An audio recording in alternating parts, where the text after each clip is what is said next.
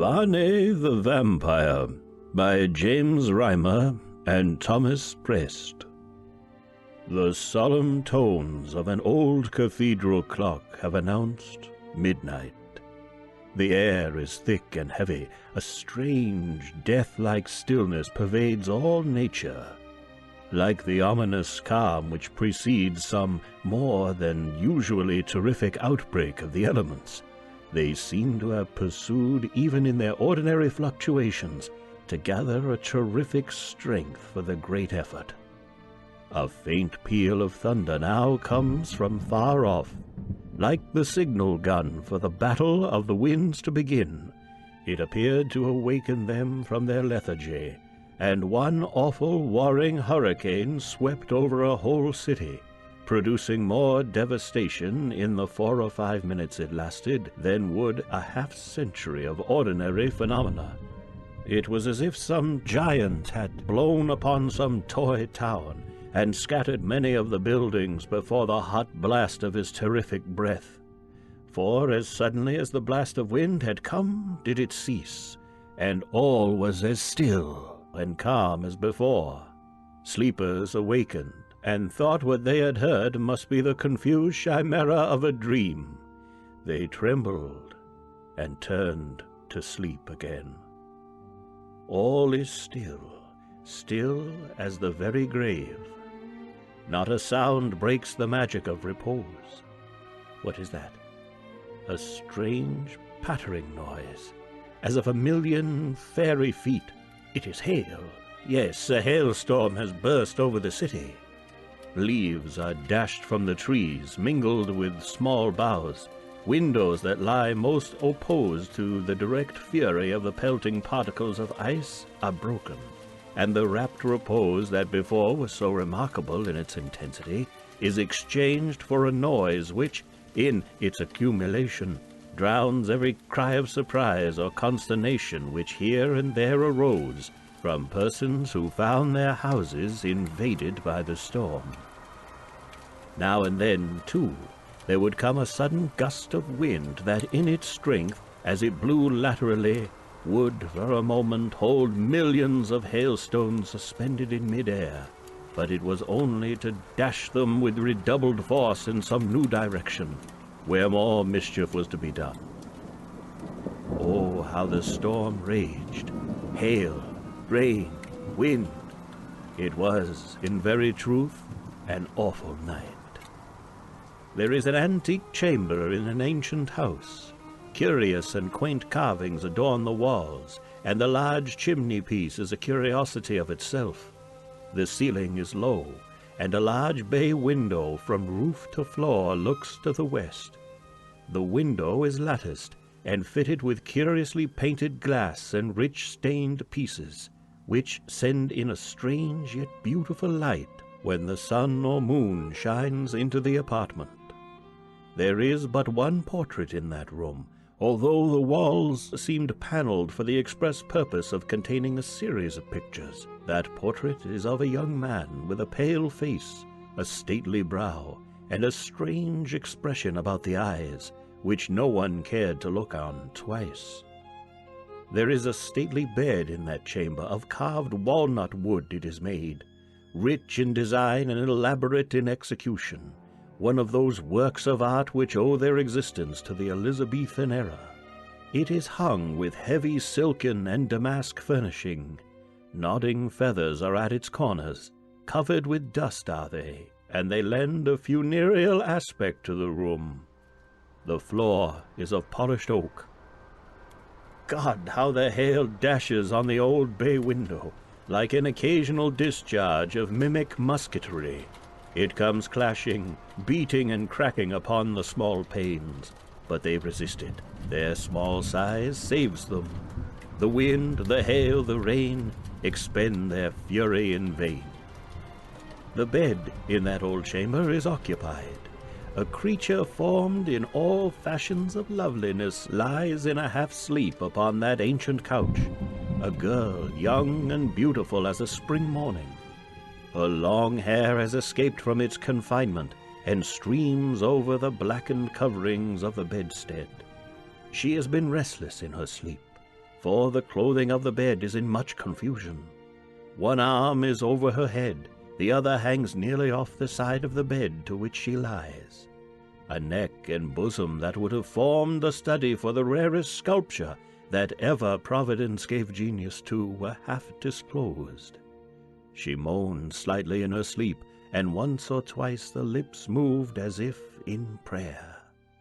At least one might judge so, for the name of him who suffered for all came once faintly from them. She had endured much fatigue, and the storm does not awaken her, but it can disturb the slumbers. It does not possess the power to destroy entirely. The turmoil of the elements wakes the senses, although it cannot entirely break the repose they have lapsed into. Oh, what a world of witchery was in that mouth, slightly parted and exhibiting within the pearly teeth that glistened even in the faint light that came from the bay window. How sweetly the long silken eyelashes lay upon the cheek. Now she moves, and one shoulder is entirely visible. Whiter, fairer than the spotless clothing of the bed on which she lies, is the smooth skin of that fair creature, just budding into womanhood, and in that transition state which presents to us all the charms of the girl, almost of the child, with the more matured beauty and gentleness of advancing years. Was that lightning? Yes, an awful, vivid, terrifying flash, then a roaring peal of thunder, as if 1,000 mountains were rolling one over the other in the blue vault of heaven. Who sleeps now in that ancient city? Not one living soul. The dread trumpet of eternity could not more effectively have awakened anyone. The hail continues, the wind continues, the uproar of the elements seems at its height. Now she awakened, that beautiful girl on the antique bed. She opens those eyes of celestial blue, and a faint cry of alarm bursts from her lips. At least it is a cry which, amid the noise and turmoil without, sounds but faint and weak. She sits upon the bed and presses her hands upon her eyes. Heavens, what a wild torrent of wind and rain and hail! The thunder likewise seems intent upon awakening sufficient echoes to last until the next flash of forked lightning should again produce the wild concussion of the air.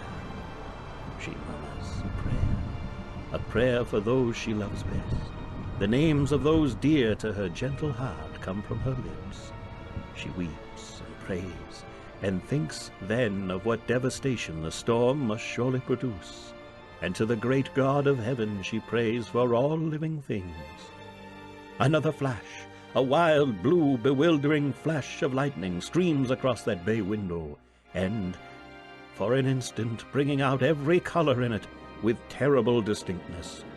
A shriek bursts from the lips of the young girl, and then, with eyes fixed upon that window, which, in another moment, is all darkness, and with such an expression of terror upon her face as it has never before known, she trembled, and the perspiration of intense fear stood upon her brow.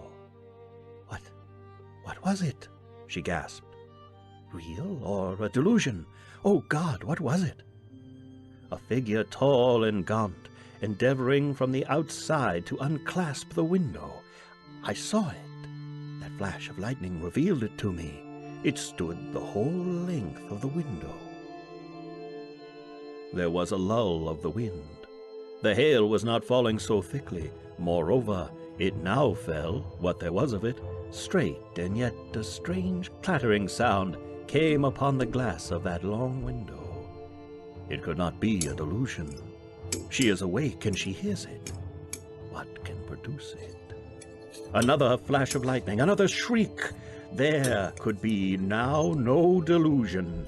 A tall figure is standing on the ledge immediately outside the long window.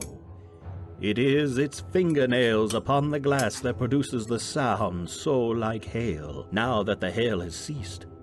Intense fear paralyzed the limbs of that beautiful girl.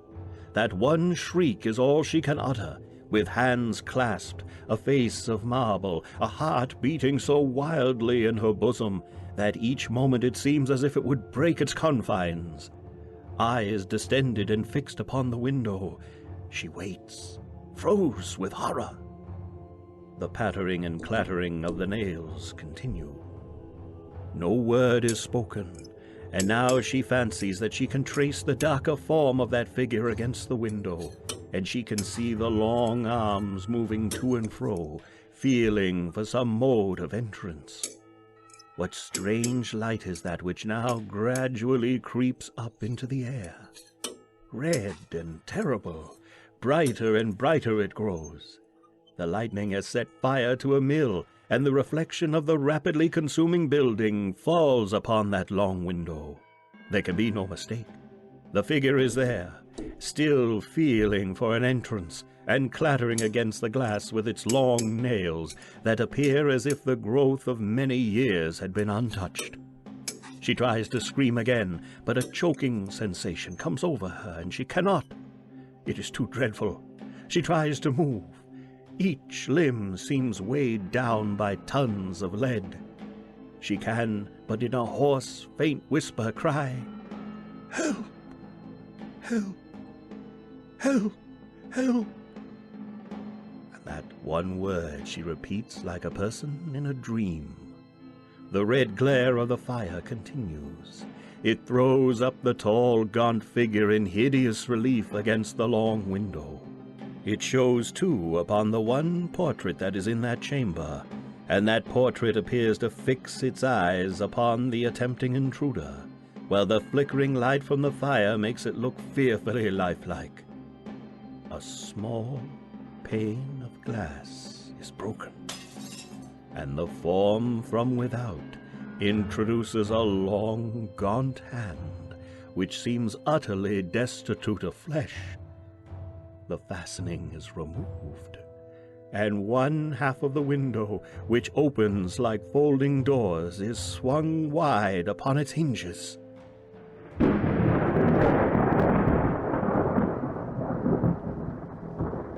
And yet now she could not scream, she could not move. "Help! Help! Help!" was all she could say. But oh, that look of terror that sat upon her face, it was dreadful. A look to haunt the memory for a lifetime. A look to obtrude itself upon the happiest moments and turn them to bitterness. The figure turns half round, and the light falls upon the face. It is perfectly white, perfectly bloodless. The eyes look like polished tin. The lips are drawn back, and the principal feature next to those dreadful eyes is the teeth. The fearful-looking teeth, projecting like those of some wild animal, hideously, glaringly white and fang-like. It approaches the bed with a strange, gliding movement. It clashes together the long nails that literally appear to hang from the finger ends. No sound comes from its lips. Is she going mad? That young and beautiful girl, exposed to so much terror. She has drawn up all her limbs. She cannot even now say, "Help." The power of articulation is gone, but the power of movement has returned to her. She can draw herself slowly along to the other side of the bed, from that towards which the hideous appearance is coming. But her eyes are fascinated.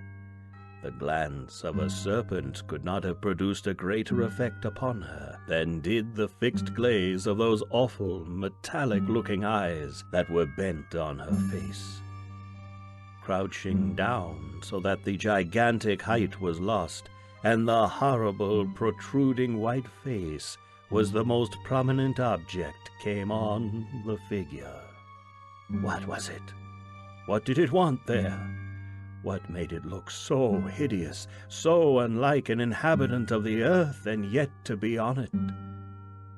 Now she has got to the verge of the bed, and the figure pauses. It seemed as if when it paused she lost the power to proceed. The clothing of the bed was now clutched in her hands with unconscious power. She drew her breath short and thick. Her bosom heaves and her limbs tremble, yet she cannot withdraw her eyes from that marble-looking face. He holds her with his glittering eye. The storm has ceased. All is still. The winds are hushed. The church clock proclaims the hour of 1. A hissing sound comes from the throat of the hideous being, and he raises his long, gaunt arms. The lips move. He advances. The girl places one small foot from the bed onto the floor.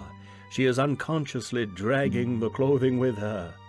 The door of the room is in that direction. Can she reach it? Has she the power to walk? Can she withdraw her eyes from the face of the intruder, and so break the hideous charm?